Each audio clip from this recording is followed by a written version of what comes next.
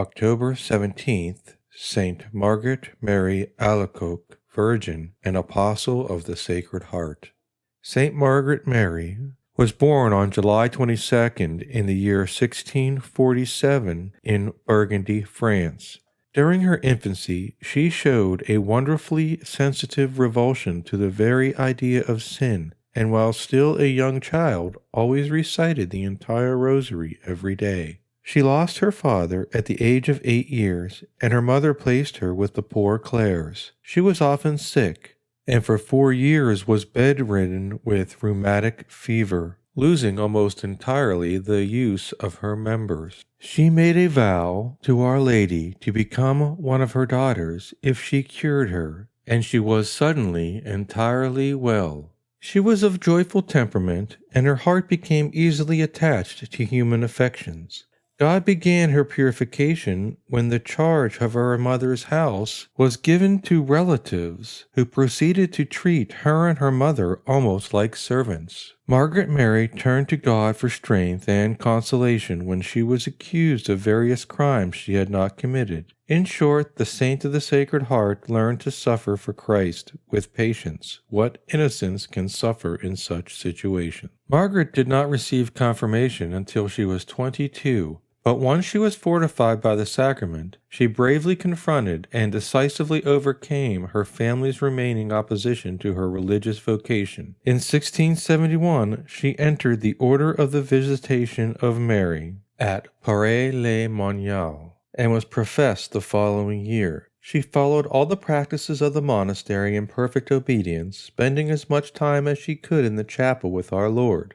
After sanctifying her by many trials, Jesus appeared to her in numerous visions, displaying to her his Sacred Heart, sometimes burning as a furnace, and sometimes torn and bleeding, on account of the coldness and sins of men. Behold this heart which has so loved men, and has been so little loved by them in return. In the year 1675, she was told by our Lord that she, with the aid of Father Claude de la Colombière, of the Society of Jesus, was to be his instrument for instituting the Feast of the Sacred Heart and for spreading that devotion everywhere. This was not accomplished without great sufferings. The good Jesuit did all in his power to make known and loved the heart of Jesus. But when it seemed all obstacles were about to disappear, his credit diminished, and his superiors sent him to England. He returned to France exhausted and soon died. St. Margaret Mary was for a time the mistress of novices, and in this office she exercised a true apostolate, working to win for the heart of Jesus the hearts of the young girls who were aspiring to religious consecration. She was persecuted when she sent one of them home, not having seen in her the indications of a genuine vocation. The family attempted to have her deposed. She remained in charge, but was deprived of Holy Communion on the first Friday of the month. This practice was one of our Lord's specific requests for souls who communicate 9 First Fridays in succession. He promised the most wonderful graces. The demons also persecuted her visibly.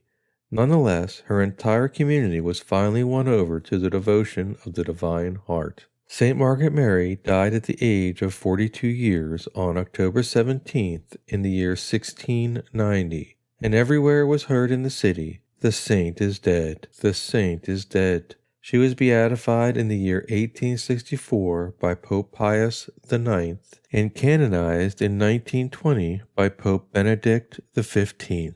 Love for the Sacred Heart especially honors the Incarnation and makes the soul grow rapidly in humility, generosity, patience, and union with its beloved.